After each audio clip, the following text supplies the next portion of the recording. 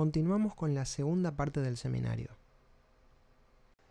Vamos a comenzar a hablar en esta parte de la clase de las áreas del sistema nervioso central sensibles a cambios del pH y cuya actividad afecta directamente el ritmo ventilatorio. Los quimiorreceptores centrales se encuentran en la región ventral lateral del bulbo y en otras regiones aledañas del tronco del encéfalo, como algunas neuronas del RAFE y del lucus ceruleus. El estímulo adecuado para desencadenar la descarga de estas neuronas quimiosensibles es la disminución en el pH en el líquido extracelular aledáneo. No obstante, funcionalmente, el que termina siendo más eficaz para generar su descarga es un aumento en la presión de dióxido de carbono en la sangre. La explicación es que estas células están dentro del sistema nervioso central, separadas de la sangre por la barrera hematoencefálica. El dióxido de carbono atraviesa con facilidad esta barrera y los cambios en su concentración dentro del líquido cefalorraquídeo provocan un efecto mucho más grande en el pH que el que provocan en la sangre. Esto se debe a la menor presencia de proteínas que actúan como buffer en el líquido cefalorraquídeo. En cambio, los hidronios que se podrían generar por algún trastorno ácido-base metabólico no pueden atravesar con facilidad la barrera hematoencefálica por su alta polaridad. Entonces, en definitiva, aumentos en la concentración de dióxido de carbono se traducen rápidamente en acidosis del líquido cefalorraquídeo, incluso con mayor magnitud que la acidosis que puede generarse en la sangre, y los aumentos de otros ácidos son mucho más notables en la sangre que en el líquido cefalorraquídeo y por lo tanto generan una respuesta ventilatoria mucho más lenta y de menor magnitud. Cuando los parámetros están alrededor de los valores normales, los principales reguladores de la actividad ventilatoria son los quimiorreceptores centrales. Si la presión de dióxido de carbono aumenta de 40 a 45 milímetros de mercurio en sangre arterial, la ventilación se duplica y de ese efecto, alrededor del 70% se debe a la actividad de los quimiorreceptores centrales. Si en cambio quisiéramos provocar un efecto similar sobre la ventilación, reduciendo la presión de oxígeno, tendría que bajar a la mitad. También, un trastorno ácido-base que provoque el mismo desbalance de pH, pero con una presión de dióxido de carbono normal, genera un efecto mucho más lento y menor que el de la presión de dióxido de carbono sobre el ritmo ventilatorio. Aquí se grafica la relación del pH del líquido cefalorraquídeo con la ventilación alveolar. Nótese cómo a medida que el pH del líquido cefalorraquídeo baja, la ventilación alveolar aumenta enormemente. En este gráfico se grafica el efecto de respirar dióxido de carbono sobre la ventilación. Recordemos que el aire tiene una cantidad normal despreciable de dióxido de carbono. En este gráfico se hace respirar un aire con una presión aumentada de dióxido de carbono durante este tiempo, lo que aumenta la concentración de dióxido de carbono en sangre. Nótese el efecto instantáneo y dramático sobre la ventilación y también lo rápido que cede cuando vuelve a respirarse aire normal. En este gráfico se comparan los cambios en el pH del líquido cefalorraquídeo respecto con el de la sangre cuando la causa es metabólica o respiratoria. Nótese que cuando los cambios ácido-base son metabólicos, el pH de la sangre cambia mucho y el del líquido cefalorraquídeo muy poco. Por ejemplo, aquí está bajando de 7,40 a 7,20 el pH de la sangre y el del líquido cefalorraquídeo siempre se mantuvo entre 7,30 y 7,35. En cambio, cuando el cambio es respiratorio, la variación en el pH del líquido cefalorraquídeo es mucho más grande. La mayoría de los fisiólogos respiratorios hoy en día creen que las neuronas que generan el ritmo ventilatorio están situadas principalmente en el bulbo raquídeo y secundariamente en la protuberancia. Galeno de Pérgamo, médico de gladiadores, ya se había dado cuenta claramente con su actividad asistencial que el encéfalo enviaba información hacia el diafragma a través de la porción medio cervical de la médula espinal. Gladiadores con lesiones cervicales altas no podían respirar. Thomas Lumsden demostró en el año 1923 que la sección cervical alta interrumpía efectivamente, como sabía ya Galeno, la actividad diafragmática, pero no el ciclo respiratorio, ya que observó que los músculos accesorios, cuyos núcleos se encontraban por encima de esa sección, seguían trabajando rítmicamente y acorde a lo que sería la inspiración. Las narinas se abrían, la lengua, la laringe, intentaban ventilar. Esto demostraba que el ritmo se generaba más arriba. La información referente a la producción por parte del bulbo y la protuberancia de ese ciclo ventilatorio automático ha cambiado en estos últimos años debido a la mejora en las técnicas de investigación.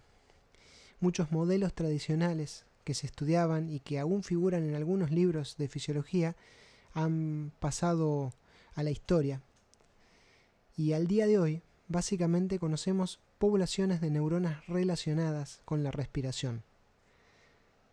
Una gran cantidad de neuronas, fundamentalmente en el bulbo, en menor medida en la protuberancia, cumplen criterios de selección para ser investigadas en estas actividades.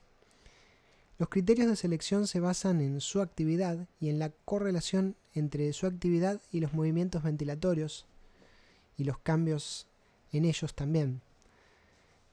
Este criterio de selección en realidad escoge candidatas a participar. Es posible que neuronas fundamentales para la respiración no tengan una actividad relacionada temporalmente con el proceso, y también es muy posible que neuronas que tienen una actividad absolutamente sincronizada con la ventilación no tengan importancia ni participación en la generación de estos ritmos. De todos modos, con estas técnicas de selección hemos identificado regiones interconectadas sobre las que se tiene cada vez más información y más datos interesantes que nos sirven para al menos tener una fuerte sospecha sobre cuáles son las partes del sistema nervioso central que participan en la generación de estos patrones. Las neuronas relacionadas con la respiración se encuentran fundamentalmente a nivel del bulbo raquídeo. Dentro del bulbo tenemos un grupo respiratorio dorsal que está formado por la parte respiratoria del núcleo del tracto solitario y neuronas aledañas.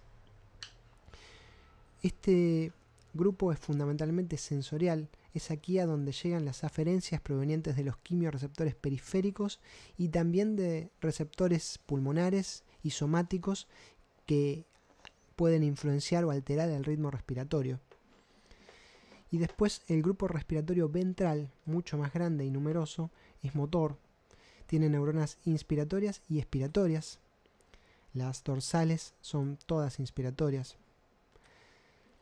En este grupo ventral, si lo miramos en detalle, hay neuronas motoras de músculos craneales y también tenemos mayormente neuronas premotoras que proyectan a motoneuronas de la médula espinal cervical o torácica y muchas interneuronas también. Complejas interacciones sinápticas entre ellas. Son bastante apasionantes los circuitos encontrados y propuestos entre neuronas del grupo respiratorio ventral. En esta imagen se muestran también las conexiones aferentes y eferentes de este grupo de neuronas.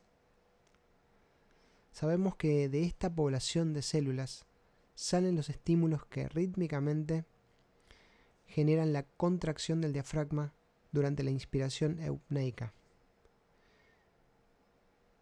De esta población sale el ritmo ventilatorio. Aquí se establece el patrón rítmico base que tenemos mientras dormimos, mientras estamos en reposo, cuando la ventilación se produce de manera automática. No está claro si ese ritmo es regido por un marcapasos único. Si lo hay, no ha sido identificado ese marcapasos. O si es una consecuencia de interacciones sinápticas sin marcapasos. O si es una propiedad emergente de muchos posibles marcapasos diferentes. Los circuitos son complejos, las neuronas presentan, muchos grupos neuronales presentan uniones de tipo gap entre sí, hay sinapsis eléctricas sincronizando grupos que también son estimulados por sinapsis químicas de otras neuronas superiores. Es un entramado complejo que merece más análisis, pero escapa a los objetivos de esta materia. Aquí tenemos una serie de gráficos que representan la actividad de neuronas individuales y están correlacionados con los movimientos ventilatorios. Consideramos que la ventilación tiene dos fases, inspiración y expiración. Algunos fisiólogos dividen este fenómeno en tres fases. Hablan de una etapa intermedia al final de la inspiración, a la que llaman post-inspiración, porque algunas neuronas, como esta, tienen una activación súbita al final de la inspiración. Pero como no está totalmente definido, vamos a considerar para esta cursada la división tradicional en dos fases. Vemos aquí las fases graficadas, el volumen pulmonar, la capacidad residual funcional, cómo aumenta en el ingreso del volumen corriente, el flujo aéreo con el sentido determinado. Vemos cómo coincide eso con la actividad del nervio frénico, o sea, la actividad del diafragma. Y después tenemos una serie de neuronas, algunas sincronizadas con la inspiración, cuya fuerza de descarga aumenta hacia el final o al revés, algunas tardías, otras expiratorias tempranas o tardías.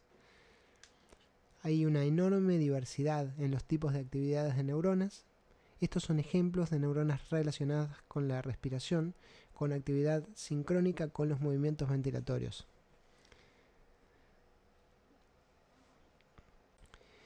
El sistema de retroalimentación formado entre los quimioreceptores y las neuronas relacionadas con la respiración puede ser modulado, interrumpido o modificado por una serie de diferentes mecanismos que incluyen a otros receptores sensoriales y reflejos que de ellos se desprenden, al igual que movimientos voluntarios o estados emocionales. A considerar, los receptores de la pared torácica, articulares y tendones y músculos pueden afectar la realización de movimientos. También dentro del parénquima pulmonar tenemos receptores de estiramiento, los hay de adaptación lenta, como los responsables del reflejo de Hering-Breuer, es un reflejo ante la hiperinsuflación que previenen esta. También tenemos receptores de adaptación rápida, que también son receptores de irritación, porque en realidad responden a toda una serie de irritantes. Y tenemos también fibras C, que son receptores amielínicos. Los receptores de estiramiento que mencioné antes eran mielínicos.